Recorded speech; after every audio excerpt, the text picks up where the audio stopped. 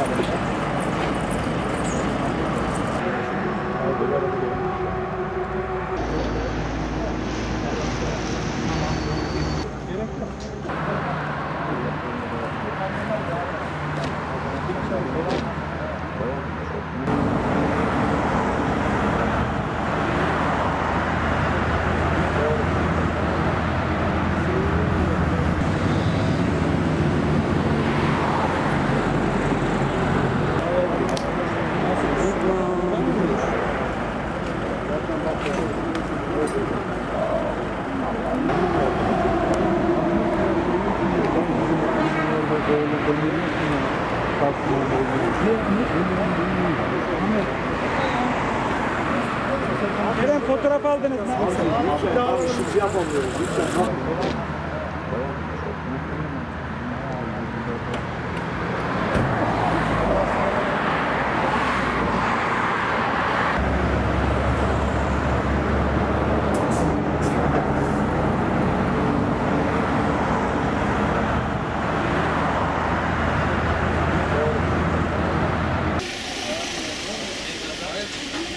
Ne hemşerim bu?